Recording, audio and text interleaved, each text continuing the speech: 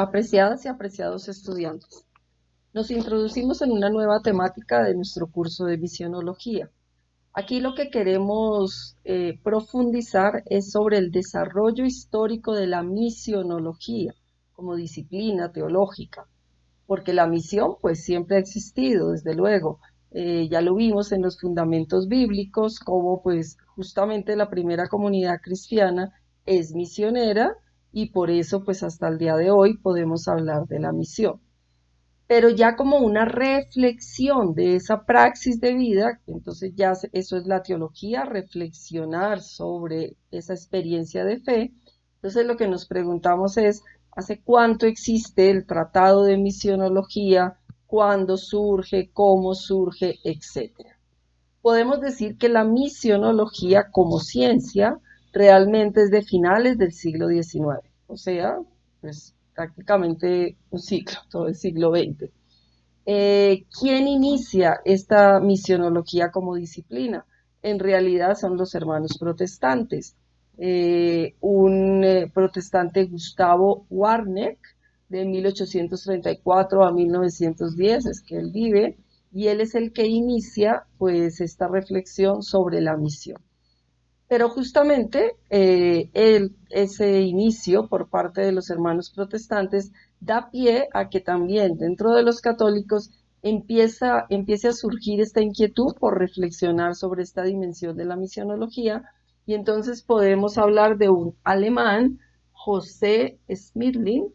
Él fue el primer catedrático que dio esta clase de misionología en una universidad, en la Universidad de Münster, en 1914. Es desde entonces que podemos hablar de este tratado.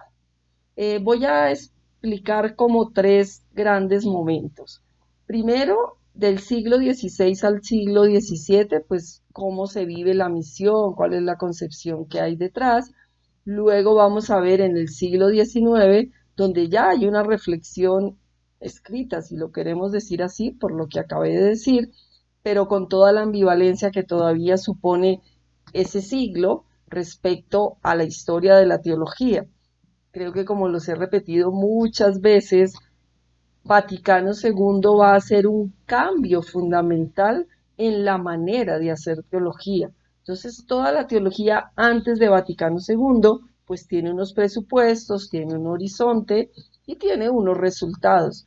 Con Vaticano II tenemos una nueva perspectiva y por eso estamos como en esta bisagra, en esta transición que tantas veces les he dicho, les he explicado, y bueno, es a nosotros a los que nos está tocando vivir este momento.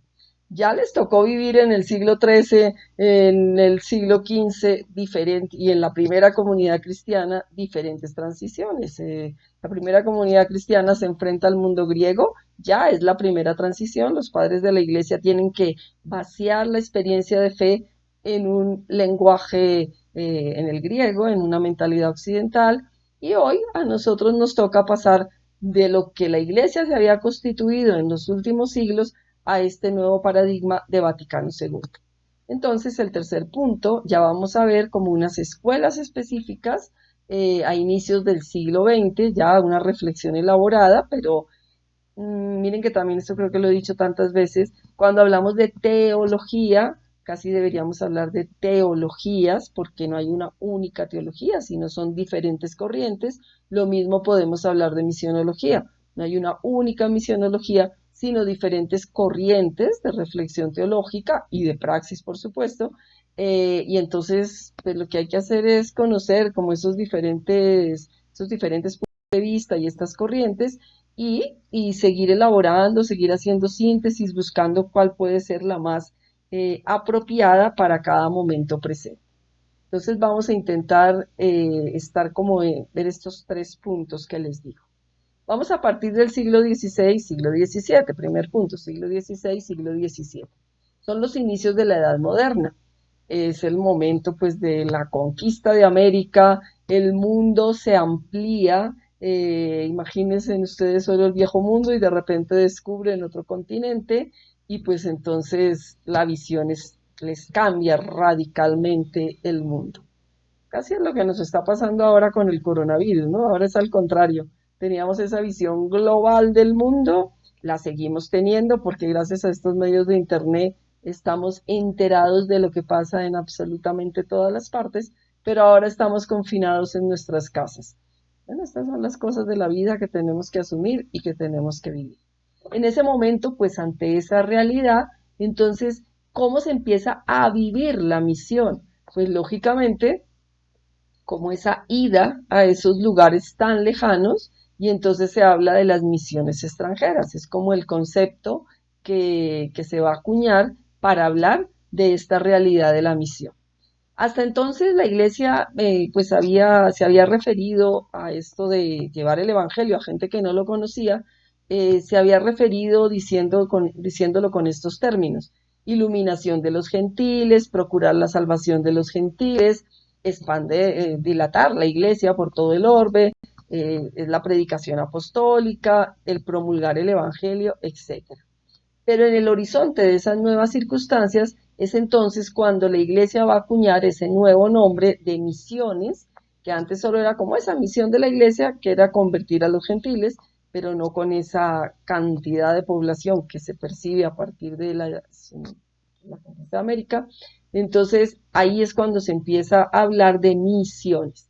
Este término es el que se ha empleado hasta hoy, pero en las últimas décadas, o sea, a la luz de Vaticano II, justamente se ha replanteado toda esta manera de concebir y de entender la misión. En realidad, el término misión, en su origen, se refiere a las misiones divinas, o sea, del Dios Trino que sale de sí, la misión del Padre, la misión del Hijo, la misión del Espíritu Santo, y a la misión de la Iglesia en cuanto enviada por Cristo a anunciar el Evangelio. En cambio, este término misiones al que nos acabamos a referir, pues, del que nos acabamos a referir, ¿qué es lo que cómo surge? ¿Por qué se empieza a hablar de misiones entendido así? En realidad el origen está en los jesuitas. Los jesuitas, cuando San Ignacio de Loyola, pues uno de los orígenes, al mismo tiempo son varios los personajes que empiezan a acuñar este término, pero digamos que este es uno fundamental. Entonces los jesuitas, cuando se funda la compañía, pues San Ignacio empieza a ver la necesidad de expandir el evangelio para todos los lugares. Conocemos la figura tal vez de San Francisco Javier, patrono de los misioneros, porque realmente se va para el oriente para llevar el evangelio, y entonces pues por eso empieza como a sentarse este término de misiones y a vivirse con tanta profundidad. En realidad los jesuitas empiezan a hacer un cuarto voto de disponibilidad y anuncio del evangelio a creyentes, no creyentes, protestantes, etc. Pero entonces lo van a llamar así, como ese voto a las misiones. También San Vicente de Paúl tiene un proyecto de reevangelización de la población rural, muy abandonada desde el punto de vista religioso. Luego, en 1952, por ejemplo, los jesuitas escriben una historia de la misión entre los paganos, India, China, Japón. Son como las primeras reflexiones teológicas. Ahí pues todavía es una narración, pero ya es un esfuerzo de poner por escrito eso que ya se está practicando. En el siglo XVII, entonces ya se va como imponiendo a esa realidad de salir hacia esos lugares desconocidos el nombre de misiones extranjeras. En 1599, realmente Clemente VIII, el Papa Clemente VIII, crea la Congregación de Fide Propaganda, o sea, propaganda de la fe, para organizar esas iniciativas misioneras con los paganos y con los disidentes.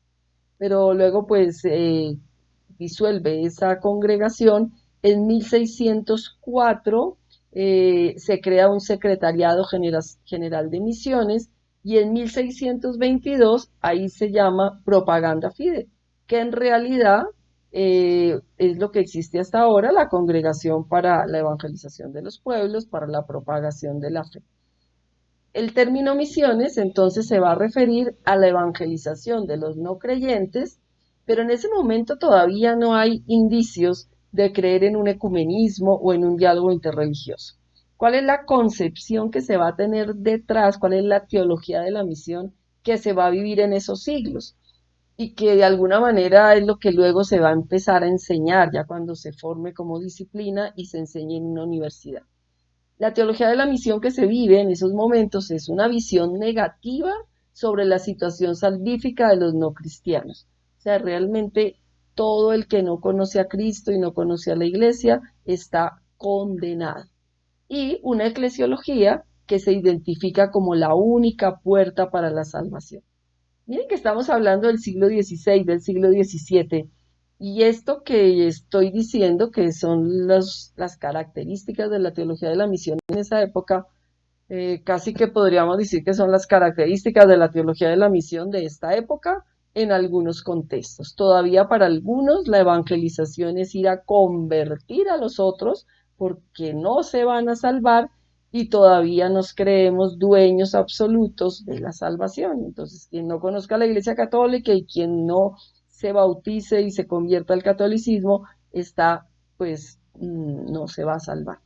Pero bueno, eso es lo que en la práctica todavía hacemos, porque como he repetido muchas veces, Vaticano II es un cambio para intentar situarnos en un horizonte distinto, pero en la realidad todavía nos falta cambiar mucho de mentalidad y de praxis. En intentos de abrir las puertas a los no creyentes, se comenzó a formular la fe implícita o el bautismo de deseo. O sea, ante la situación de que pues la gente, tantos que no conocían la iglesia, entonces, y tantos que seguían sin conocerla y morían, entonces, ante una teología que afirmaba que quien no conociera a Cristo no se salvaba, pues entonces la pregunta era, pero ¿cómo es posible que, que tanta gente no se salve? Entonces la iglesia tuvo que empezar como a poner algunas salvedades y entonces hablaba del bautismo de deseo. Bueno, si estas personas, aunque no llegaron a poder recibir el bautismo, pero en su interior tuvieron como la inclinación, el deseo de conocer a Cristo, pues Dios les perdona y entonces se van a poder salvar. De hecho, pues a Francisco Javier, como ya les dije, patrono de las misiones, estaba tan convencido de que si no se anunciaba el Evangelio de Cristo a estos paganos, ellos se iban a convertir, que entonces a él se le enciende un celo misionero y una capacidad de entrega y de sacrificio de su vida, y así a todos los misioneros en aquella época, o sea, vale la pena dar la vida para salvar a ese que se va a condenar. Pero cuenta una anécdota que algunos no se quisieron convertir esta propuesta que les hacía San Francisco Javier, porque ellos le preguntaban, bueno, pero ¿cómo nos vamos a convertir a un Dios tan injusto que condenó a todos nuestros antepasados porque ellos no conocieron a Cristo? Entonces, ahora, ¿cómo así que nos vamos a bautizar nosotros cuando todos nuestros familiares, según esto que nos están enseñando, se condenaron? Bueno, eso fue ya los problemas reales que el misionero se encuentra, pero lógicamente pues la respuesta era pues no, de alguna manera Dios los va a salvar, pero ahorita ustedes se tienen que convertir justamente para no condenarse como de pronto les pasó a los otros. Vamos a leer aquí dos frasecitas de San Francisco Javier, dos escritos dentro de lo que él escribió, muchas cosas. Entonces miren cómo él entendía pues ese celo apostólico y esa necesidad de dar la vida para poder salvar a los otros. Dice San Francisco Javier, yo por la necesidad que estos cristianos de la isla del Moro tienen de doctrina espiritual y de quien los bautice para salvación de las ánimas, y también por la necesidad que tengo de perder mi vida temporal por socorrer la vida espiritual del prójimo, determino de irme al Moro para socorrer en las cosas espirituales a los cristianos, ofrecido a todo peligro de muerte. O sea, se le ve su capacidad de entrega, de sacrificio, porque está convencido de que si él no anuncia esa doctrina, pues estas personas se van a condenar. En realidad, estas ideas de perdición de las almas en el infierno van unidas a la conciencia de pecado y a los efectos catastróficos que pueden producir. Por eso es tan importante descargar la conciencia, expresión de San Francisco Javier, para librarse de la condenación eterna. De ahí se desprende que las tareas fundamentales de los misioneros son bautizar y enseñar la doctrina. O sea, es todo el esfuerzo que hacen esos misioneros, todos muy valiosos, seguro que nos preceden en el reino de los cielos porque entregaron su vida por esa causa, pero vistos ya desde hoy, pues hemos cambiado algunas perspectivas y entendemos la misión con un horizonte un poquito más positivo y menos de esa connotación negativa de condenación. De hecho, es que esta mentalidad, como ya lo dije antes, formula unos problemas teológicos que son los que de alguna manera Vaticano II va a responder. Antes de Vaticano II ya la teología dio pasos, pero Vaticano II es como el punto de llegada de esa renovación teológica y a partir de Vaticano II es la puesta en práctica de esta renovación teológica. Pero nosotros estamos ahí en esa bisagra que aunque haya tanto camino teológico escrito y ya elaborado como doctrina, en las prácticas a veces somos bastante pre-Vaticano II. Problema teológico que ya lo adelanté y que fue en esa anécdota que les conté, ¿cómo puede Dios ser bondadoso si ha mandado al infierno a los antepasados que no pudieron bautizarse? Entonces, ¿cómo se caracterizan esas misiones extranjeras del siglo XVI y XVII? ¿En qué consiste la cristología? El Padre envía a su Hijo y éste a la vez envía al Espíritu, pero por otra parte envía a los apóstoles como mandatarios oficiales de él para llevar la doctrina. O sea, una primera carencia de la misionología de esa época, que el Espíritu no juega realmente el papel fundamental que le vamos a dar después de Vaticano II. Parece como paralelo, pues sí, Cristo envía al Espíritu, pues porque ese es el dogma trinitario, pero como que por otra parte Cristo les da el mandato a los discípulos de ir a evangelizar. Eso fue lo que vimos en los fundamentos bíblicos, las citas bíblicas Mateo 28, por ejemplo, o Mateo 10, son así de claras, ¿no? Vayan y hagan discípulos a todas las gentes. Entonces, en esa teología que se toma la Biblia de manera literal, pues lo ven así, como que Cristo envía a los discípulos. Hay una estructura jerarcológica porque la iglesia se entiende como la mediación exclusiva de salvación y en esa iglesia, pues, ¿quién es la autoridad suprema? El Papa. Entonces parece que toda la acción de las misiones extranjeras recae en el Papa y es él el que decide, el que manda y el que tiene toda la responsabilidad. La motivación soteriológica, como ya lo dijimos, es pues liberar a estos paganos perdidos de las tinieblas, evitar que se condenen y que puedan llegar al cielo. El mandato de Cristo es bautizar y enseñar, por eso es tan importante contar el número de bautizos y enseñar el catecismo. El calificarles de extranjeras, pues era por lo que se definía por la distancia geográfica, y entre más lejos, más exótico y con más riesgo tuviera, pues parecía que era una misión mucho más valiosa. Los misioneros entonces eran considerados héroes de vanguardia, obedientes a lo que les señalaban desde Roma, pero también hay como algunos peligros, ¿no? Estas misiones que constituían, entonces se podían convertir como en un gueto, porque entonces tienen su propia iglesia, su propio hospital, su propia escuela, o sea, los convertidos se reúnen aquí en torno a la iglesia católica y parece que se separan de los demás. Miren que las misiones de los jesuitas, que en la película La Misión se ven pues tan valiosas porque de alguna forma los libran de la explotación de los conquistadores, pero también vistos desde ahora también se le puede hacer esa crítica, ¿no? O sea, se forma como un gueto. Pero esta es la tentación que sigue hasta ahora. Cuando nosotros empezamos a cristianizar de alguna manera un pueblo, una parroquia, un barrio, entonces como que nos empezamos a sentir el gueto privilegiado, el gueto aquí santificado y los demás no pertenecen a eso. Bueno, son visiones, son comprensiones, en ese momento era lo que se veía, tiene todo su valor, porque también tenía esta otra realidad, como dije antes, de salvar a los indígenas de los conquistadores, pero se puede caer en ese peligro. Y por último, la literatura sobre las misiones, pues era así tan fantástica y tan maravillosa que llevaba pues a una sobrevaloración de los misioneros y a una compasión con aquellos paganos que no se habían convertido. Miren, estoy hablando del siglo XVI y XVII y muchas veces esa manera de entender la misión, esa praxis misionera, sigue vigente hasta ahora. Nos vamos de misión, somos los que llevamos la salvación, ellos son unos pobrecitos que tienen que recibir todo de nosotros, luego contamos el número de bautizos, de misas, de celebraciones, de catequesis que tuvimos y entonces volvemos muy contentos porque hemos logrado llevar la palabra de Dios. Sí, todo eso es muy valioso, pero vamos a ver cómo los desafíos actuales, la nueva comprensión del mundo, de la iglesia, del ser humano, de la religión, nos hacen pararnos en otro horizonte para entender hoy la misión. Bueno, solo me he referido al primer punto de este desarrollo histórico de la misión. Corto por aquí para que los videos no sean tan pesados. Seguiré con otro video para explicar los otros dos puntos que nos faltan.